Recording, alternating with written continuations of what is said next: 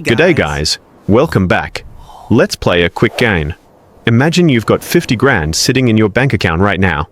It's a nice feeling, isn't it? Maybe it's from years of saving, maybe a small inheritance, or maybe you just sold that old Corolla for way more than it was worth. Now, you need a new car. And you're standing at the dealership, looking at a shiny new model, or maybe a decent second-hand ute, and the price tag is exactly $50,000. You have a choice. Option A. You hand over your 50 grand. You drive away debt-free. You own the car outright. No monthly repayments. You sleep like a baby. Option B. You keep your 50 grand in the bank. You take out a car loan at 9% interest. And you commit to paying the bank monthly for the next 5 years. Now, if you ask your parents, or your grandparents, or even that mate of yours who reckons is a financial guru after watching 2 TikToks, they will all scream at you. Pick option A. Cash is king. Why would you pay interest if you don't have to? Debt is bad. And 10 years ago, they would have been right. But we are not in 2016 anymore. We are in 2026. And in this economic climate, with the way the RBA cash rate is sitting and the way our tax system is structured, following that old school advice might actually be costing you thousands of dollars. It sounds insane, I know. It sounds like something a banker would say to get you hooked on credit. But stick with me, because today I'm going to show you the maths that the banks don't want you to do. I'm going to show you why, for a lot of Aussie homeowners, paying cash for a car is actually a financial mistake. We are talking about opportunity cost. We are talking about tax-free returns. And we are talking about why keeping your liquidity might be the smartest move you make this year. This isn't just about cars. This is about how the wealthy think about money versus how the average Aussie battler thinks about money. So, put down the checkbook, grab a cold one, and let's crunch the numbers. First off, I want to say, I get it. I really do. There is a psychological weight to debt. It feels heavy. It feels risky. When you owe money to anyone, let alone one of the big 4 banks, it feels like they own a piece of you. There is a genuine freedom in owning your stuff outright. The sleep at night factor is real, and I am not discounting that. If having zero debt is the only way you can stop having panic attacks at 3 a.m., then by all means, pay cash. Your mental health is worth more than a few percentage points on a spreadsheet. But here is the thing. Most of us aren't losing sleep over a managed debt. We are losing sleep over not getting ahead. We are working hard, paying our taxes, and trying to build wealth, but it feels like the goalposts keep moving. And the reason it feels that way is because the rules of the game have changed, but our strategies haven't. Think back to the good old days your parents talk about. In the 90s, mortgage rates were double digits, but savings rates were also high. In the early 2020s, rates were near zero. Cash was trash. Borrowing was practically free. Now, in 2026, we are in this weird middle ground. Mortgage rates have settled into this new normal of around 6 to 6.5%. It's not the emergency lows of the pandemic, and it's not the crushing highs of the 90s. It's just sticky. But here is what has changed: the value of liquidity. See, when you take that $50,000 of hard-earned cash and you dump it into a depreciating asset like a car, that money is gone. Poof. It has left the building. It is no longer working for you. It is now trapped in a piece of metal and plastic that is losing value every single time you drive it to the servo. You have avoided paying interest on a car loan. Yes, that is true. You have saved yourself that 9% interest rate the dealership quoted you. But you have also incurred a cost. A massive, invisible cost. It's called opportunity cost. It is the cost of what that $50,000 could have done for you if you hadn't sent it away. And for anyone with a mortgage in Australia, that opportunity cost is tied directly to one of the most powerful financial tools on the planet, the offset account. If you don't have a mortgage, the maths is different, and we will touch on that later. But for the millions of Aussies with a home loan, this is where the magic happens. This is where we separate the emotional decisions from the logical ones. You see, most people think the goal of the game is to have zero debt. It's not. The goal is to have maximum net worth and maximum options. Sometimes, those 2 goals align with paying off debt. But often, especially when you understand the tax system, they don't. So, let's stop listening to generic advice meant for people who keep their savings under the mattress. Let's look at the brutal audit of your finances. Right, let's get our hands dirty. We are going to do some maths. Simple maths, but brutal. Let's stick with our example. You have $50,000 cash. You have a home loan with a balance of, say, $500,000. And you are looking at a car that costs $50,000. Scenario A. The cash buyer. You take your $50,000. You buy the car. Your bank balance drops by $50,000. Your home loan stays at $500,000. You have no car loan repayment. You have a car. Scenario B. The offset strategist.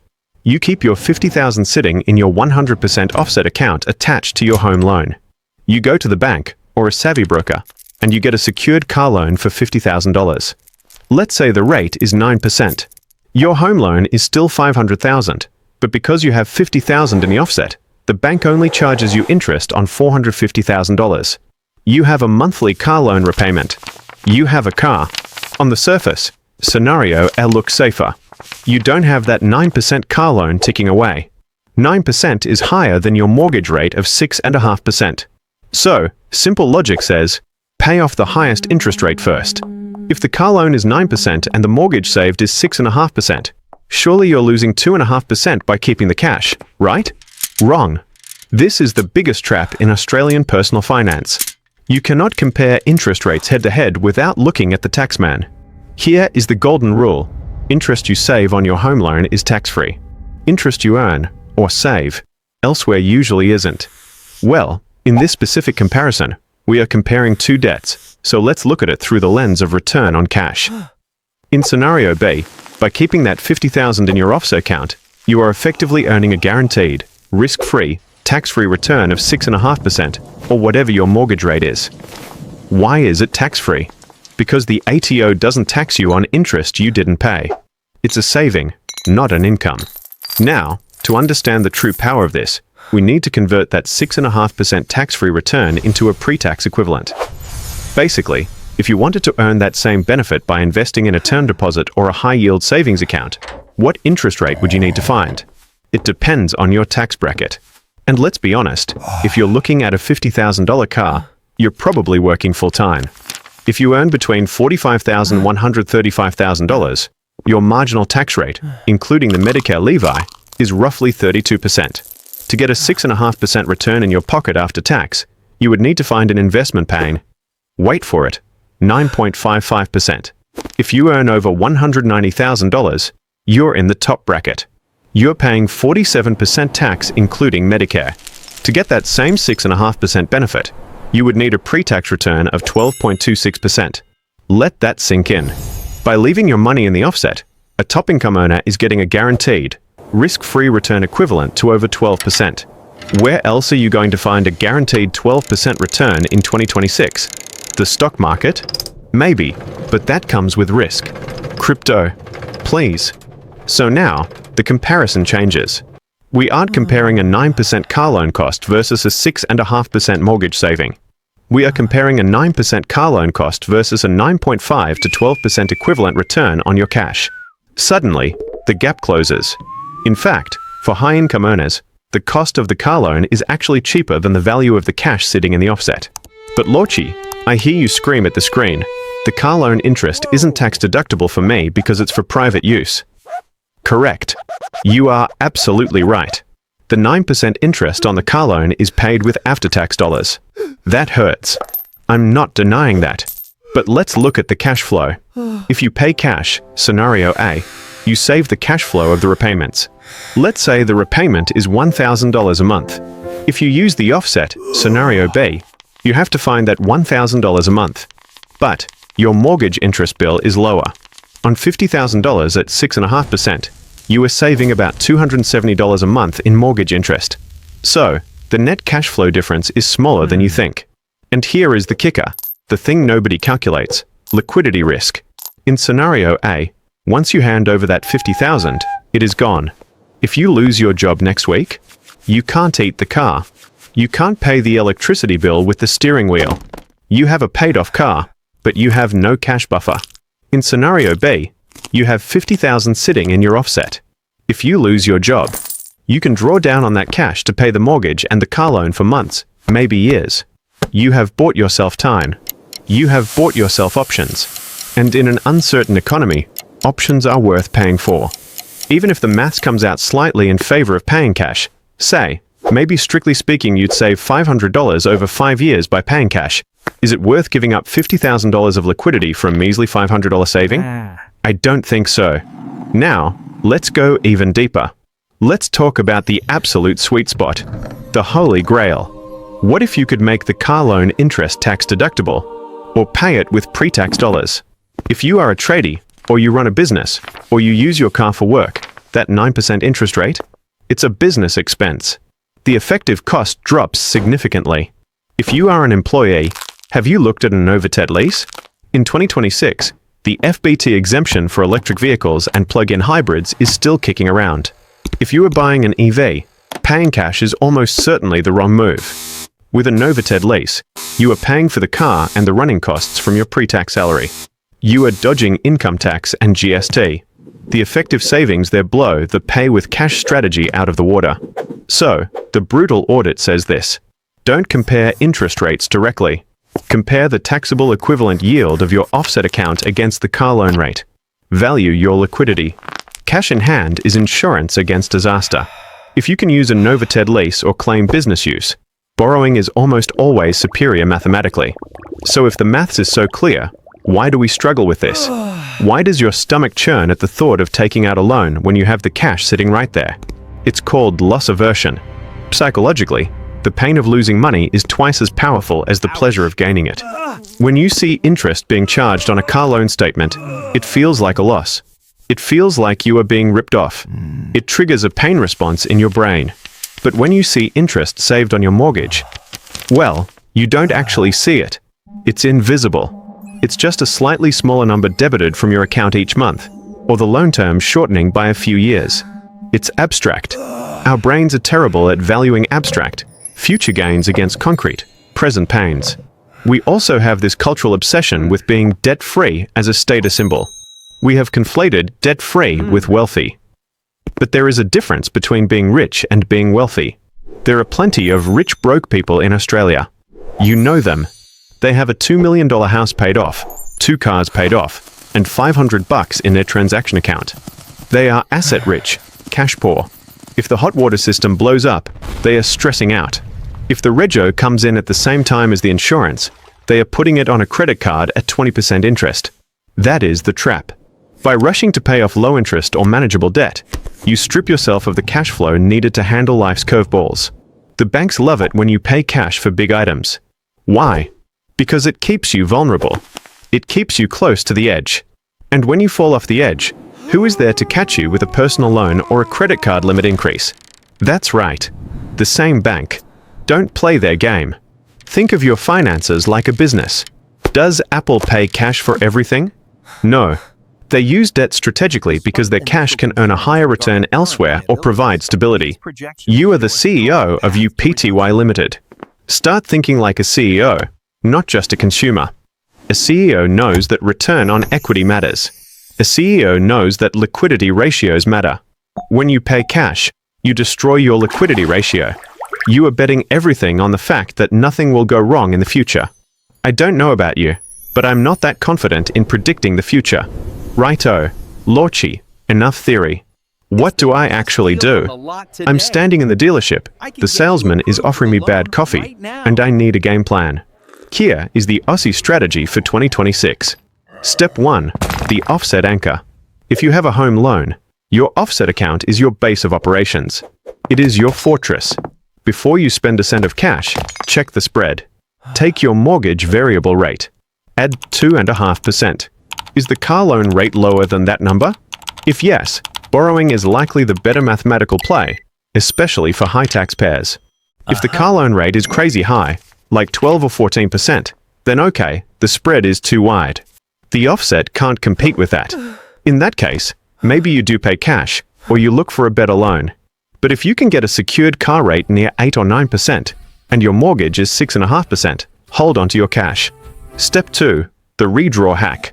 If you hate the idea of a separate car loan, here is a middle ground. Use the equity in your home. Some people split their home loan. They create a separate loan split for $50,000. The interest rate on this split will be home loan rates, 6.5%. That is way cheaper than a 9% car loan. You then take your 50,000 cash and put it in the offset account against that specific split. Guess what? The interest charged is zero. You are paying zero interest. But, and this is a huge but, you still have access to that 50,000 if you need it. You have effectively paid cash by offsetting the interest 100%, but you have kept the liquidity. This is the ultimate cake and eat it too strategy. The only catch: you need the discipline not to spend that 50,000 on a holiday to Bali. Step 3. The FU fund. Regardless of what you buy, never, ever drop your cash reserves below 3 to 6 months of living expenses. If buying the car outright brings you down to your last $5,000, don't do it. I don't care what the interest rate is. The risk of being broke is too high. Keep that FU fund in your offset. It gives you the power to walk away from a bad boss, survive a sickness, or fix the roof without begging the bank for help. Step 4. The second-hand reality check. Does the maths change for second-hand cars? A bit. Used car loan rates are usually higher, often 10 to 12%. In this case, the spread widens. The offset strategy becomes less effective purely on numbers, but the liquidity argument remains. If you are buying a second-hand ute for 30,000 and you have 35,000 in the bank, don't spend 30,000. Maybe spend 15,000 and finance the rest. Keep a buffer. Being debt-free is great, but being solvent is better. Step 5.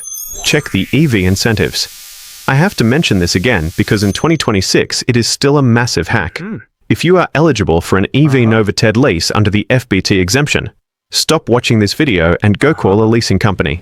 The tax savings are so aggressive that it is essentially government-subsidized motoring. Buying an eligible EV with post-tax cash is literally throwing money away. Do your research on this. So, should you buy outright in 2026? If you are retired, have no mortgage, and rely on term deposits paying 4%? Sure, pay cash. The math supports it.